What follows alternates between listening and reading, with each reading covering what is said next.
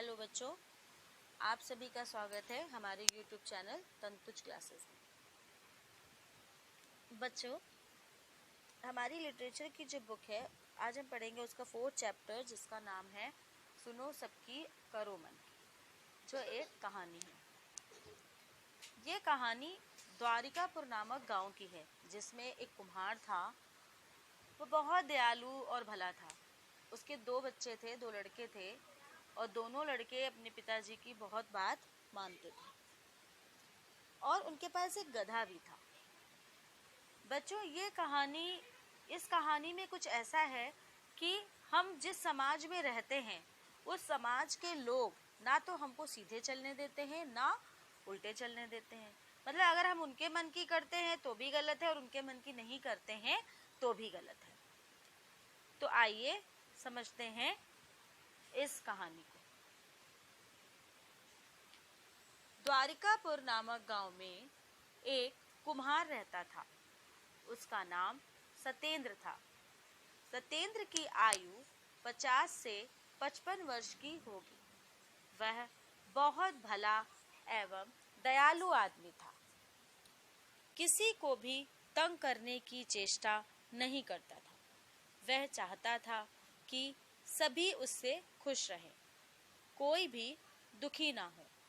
अपने आप को कष्ट देकर भी वह दूसरों को खुश रखने का ही प्रयत्न करता था।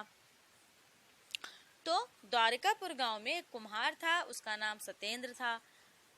वह बहुत ही भला और दयालु, वह भला था, मतलब कोई ईमानदारी से रहता था, किसी को दुख नहीं पहुंचाता था। मतलब उसका ये रहता था कि वो अपने आप को कष्ट देकर दूसरों को खुश रखने का प्रयत्न करता था, और वो चाहता था कि उससे सभी लोग खुश रहें और कोई भी दुखी ना हो। सतेंद्र की 2 संतानें थीं। सबसे बड़ा एक पुत्र था, उसका नाम था मोनू। मोनू एक आज्ञाकारी पुत्र था।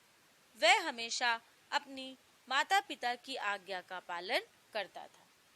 मतलब वो लड़का ऐसा था कि उसके माँ बाप जो उससे कहते थे वो वही करता था। बच्चों, तुम लोग भी अपने माता पिता की बात मानते हो ना? एक दिन सतेंद्र ने मोनू से कहा, बेटा, आज हमें शहर जाना है, वहाँ कुछ काम है। तुम्हें और मुझे दोनों को ही जाना होगा, इसलिए तैयार हो जाओ। गधे को भी तैयार करके ले चलो, कुछ सामान भी लाद कर लाना होगा। तो सतेंद्र जो कुम्हार था, उसने अपने बेटे से कहा कि बेटा, हमें शहर चलना है और तुम भी तैयार हो जाओ, और साथ में उनके पास जो गधा था उस गधे को भी तैयार कर लो, ताकि हम वहां से जब लौटेंगे तो कुछ सामान लेकर के आएंगे। मोनू ने अपने पिता की आज्ञा का तत्काल पालन किया। मतलब मोनू के पिता ने जैसे ही उनसे बोला, वो तुरंत उठकर तैयार होने चला गया। स्वयं तैयार होकर आ गया और गधे को भी ले आया। पिता पुत्र गधे को साथ लेकर चल पड़े। दोनों बातचीत करते पैदल ही जा रहे थे। गधा भी साथ साथ चल रहा था। वे अभी थोड़ी ही दूर गए होंगे कि रास्ते में 2 यात्री मिल गए। यात्रियों ने कहा, कितने बेवकूफ हैं ये दोनों, गधा साथ होते हुए भी पैदल चल रहे हैं। हमारे पास गधा होता तो हम कभी भी पैदल ना चलते। तो बच्चों, तुमने देखा कि वो दोनों चले जा रहे थे, गधा भी साथ में जा रहा था, और उन्हें 2 यात्री मिले और उन्होंने बोला कि देखो कितने गधे हैं ये लोग, या इनके पास गधा है, ये कितने बेवकूफ हैं, इनके पास गधा होते हुए भी ये पैदल चल रहे हैं, मेरे पास गधा होता तो शायद हम पैदल नहीं चलते। सतेंद्र ने यह सुनकर पुत्र से कहा, बेटा, ये ठीक कहते हैं, तुम इस गधे पर बैठ जाओ और मैं पैदल चलता हूँ। मोनू गधे पर सवार हो गया। आगे कुछ दूर एक गांव था। रास्ता गांव से ही होकर गुजरता था। गांव में एक चौपाल थी।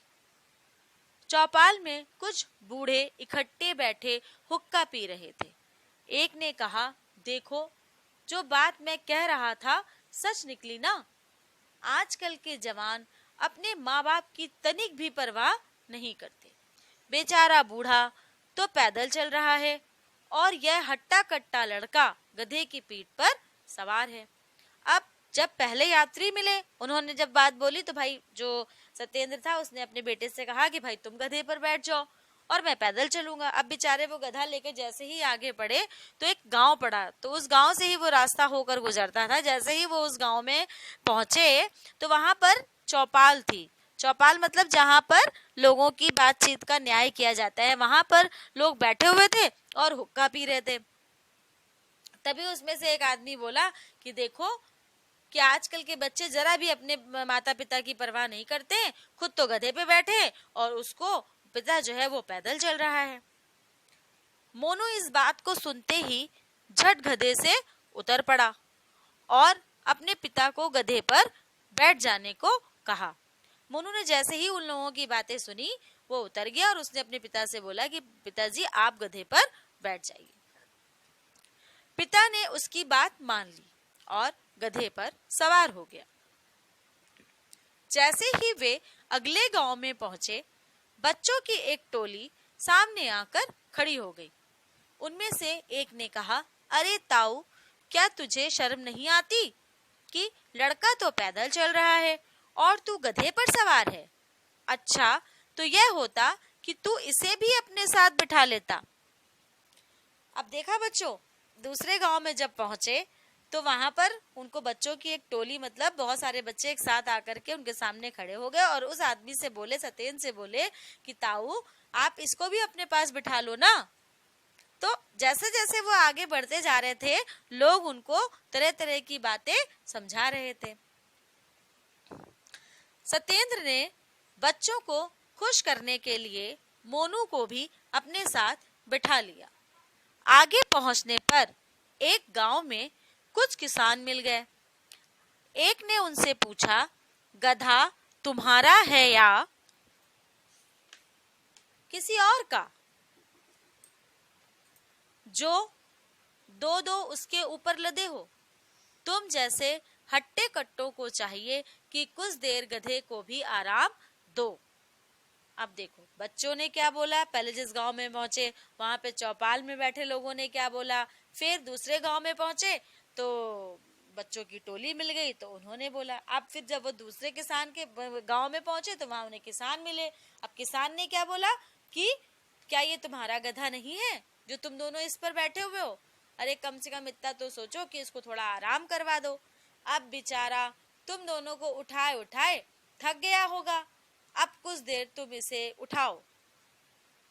अब सत्येंद्र ने गधे को आराम देने के लिए गधे के ऊपर से रस्सा उतारा और उसकी टांगे बांध ली। टांगों के बीच में एक डंडा डालकर एक ओर से सत्येंद्र और दूसरी ओर से मोनू ने उसे उठा लिया। रास्ते में नदी पर एक पुल था। अब बेचारे उन लोगों ने जब उनकी बात सुनी तो उन्होंने क्या किया कि रस्सा जो था उसके पैर पे बांधा और डंडे पर उसको लटका करके चलने लगे। अब जब आगे बढ़े तो उसको रास्ते पर एक उनको नदी मिली और नदी के ऊपर एक पुल था। वे पुल से जा रहे थे। लोगों ने जीवित गधे को इस प्रकार उठाकर ले जाते हुए देखा तो आश्चर्य से आपस में जोर जोर से बातें करने लगे। गधा लटकाए जाने से परेशान तो था ही, लोगों को आसपास देखकर और शोर सुनकर वह जोर से फड़फड़ाया। फड़फड़ाने से एक ही झटके के साथ नदी में गिर गया और डूब गया। अब बेचारे वो उस गधे को लेके जैसे ही आगे बढ़े तो फिर उन्हें कुछ लोग मिले और बोले कि देखो तो गधे को ऐसे लटका कर लिए जा रहे हैं। अब गधे ने, पहले तो गधा वैसे ही बहुत परेशान था कि उसको डंडे पे लटका दिया गया था और लोगों की बातें सुनकर शोर देख करके वो जो था वो हड़बड़ा गया। तो वो जोर से फड़फड़ाया मतलब हिला बहुत जोर से, तो छटपटाया, परेशान था तो छटपटाया और वो नदी में गिर गया और डूब गया। सत्येंद्र और मोनू रोने चिल्लाने लगे। उसी समय एक सयाना आदमी उनके पास से गुजरा और उनसे रोने का कारण पूछा। तो सतेंद्र ने कहा, क्या बताऊं भाई, मैंने कभी किसी को कष्ट नहीं दिया, सबको खुश करने की चेष्टा करता रहा। कुछ लोगों ने हमसे गधे को उठा लेने को कहा था, हमने उन्हें खुश करने के लिए उसे उठा लिया और वह नदी में गिरकर डूब गया। और यह कहकर सतेंद्र जो था वो रोने लगा। गधा जब नदी में गिर गया तो सतेंद्र और जो उसका बेटा था मोनू, वो जोर जोर से रोने लग गए। अब उनके रोने की आवाज सुन करके जो एक आदमी था, वो समझदार आदमी था और उनके पास से गुजरने लगा। तो उसने जब उनको रोते हुए देखा तो पूछा कि भाई क्यों रो रहे हो। तो जो उसका बेटा था सतेंद्र ने बोला कि भैया मैं क्या बताऊं, मैं कभी किसी को कष्ट नहीं दिया है, मैं हमेशा लोगों को खुश करने की कोशिश करता रहा और कुछ लोगों ने हमें गधे को उठा लेने के लिए बोला था और हम उन्हें खुश करने के लिए गधे को उठाकर नदी पार कर रहे थे, जिसकी वजह से जो गधा था हमारा वो इसमें गिरकर डूब गया। इतना कहते ही वो जोर जोर से रोने लगा। उस सयाने आदमी ने कहा, सयाने मतलब समझदार, उस समझदार आदमी ने कहा, भाई उस सयाने आदमी ने कहा, भाई यह माना कि तुम बहुत भले हो, परंतु अपनी बुद्धि पर ताला लगाए बैठे हो। भला जीवित गधा भी कोई उठाने की चीज थी। खैर, आगे से याद रखो, सुनिए सबकी और करिए मन की। यह कहकर यात्री आगे चला गया और पिता पुत्र पछताते हुए वापस अपने घर की ओर लौट चले। अब जो सतेंद्र था वो उस आदमी को रो रो करके बताने लगा कि भाई लोगों की वजह से हमने इसको अपने डंडे में बांध करके उठाया हुआ था और नदी पार कर रहे थे, जिसकी वजह से ये गिरकर डूब गया। तो वह आदमी जो था, समझदार आदमी था, वो बोला कि भाई तुम बहुत भले हो, मानते हैं कि तुमने मतलब लोगों को कष्ट नहीं दिया, सबको खुश रखने की कोशिश की, लेकिन क्या तुमने अपनी दिमाग में जो बुद्धि होती है क्या उस पर ताला लगाया हुआ था? क्या वो बुद्धि तुम्हारी काम नहीं करी कि भला कोई जीवित गधे को भी इस तरीके से उठा कर ले जाता है? खैर, अब जो हुआ उसको भूल जाओ और आगे याद रखो कि सुनिए सबकी और करिए मन की। मतलब लोग जो हमें बता रहे हैं उसको सुनो और समझो, अगर वो काम करने लायक नहीं है तो उसको बिल्कुल मत करो। ठीक है, तो सुनिए आप सबकी और करिए मन की। अगर उनकी बात आपको लगता है कि हाँ ये बात सही है तो हम उस काम को करेंगे, और यदि लगता है कि नहीं सही है तो हम उस काम को नहीं करेंगे। यह कहकर यात्री आगे चला गया और पिता पुत्र जो थे वो पछताते हुए अपने घर की ओर लौट चले।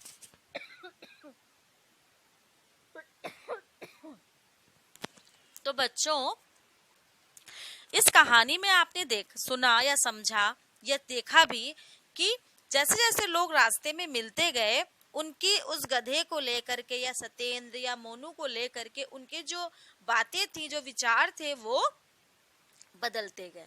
तो समाज में हर तरह के लोग रहते हैं और वो हर एक चीज को कई नजरियों से देखते हैं कि किसी के लिए कुछ सही होता है तो किसी के लिए कुछ सही होता है, तो वो सदैव लोगों को बताते रहते। तो इस पाठ से हमको क्या शिक्षा मिली? इस पाठ से हमको यह शिक्षा मिलती है कि सदैव अपनी बुद्धि से काम लेना चाहिए। मतलब भगवान ने जो हमें दिमाग दिया है, जो बुद्धि दी है, उस बुद्धि का प्रयोग करना चाहिए। ऐसे नहीं कि अपनी किसी की भी बात सुनी और उस काम को करने निकल पड़े। पहले उस बारे में हम सोचेंगे, समझेंगे, फिर उस काम को करेंगे। इसलिए हमेशा अपने ऊपर पूरा विश्वास होना चाहिए, अपनी बुद्धि पर पूरा विश्वास होना चाहिए कि हम जो भी काम करेंगे वो सही होगा। और यदि आपको लगता है कि नहीं, तो फिर जो सामने वाला बता रहा है उसको हम सुनेंगे, समझेंगे और करने लायक होगा तो करेंगे। बच्चों, अब ये जो चैप्टर था वो यहाँ पर पूरा हो गया। तो कितना अच्छा चैप्टर था और इस चैप्टर से कितनी अच्छी बात हमको समझ में आई कि हर इंसान को अपनी बुद्धि का प्रयोग करना चाहिए। तो अब आप मेरे इस चैनल को लाइक, शेयर और सब्सक्राइब जरूर करें ताकि हिंदी की कोई भी चीज़ जो आपके पास छूट जाती है, जो नहीं रहती है, वो आपको मेरे चैनल पर आसानी से मिल सके। धन्यवाद।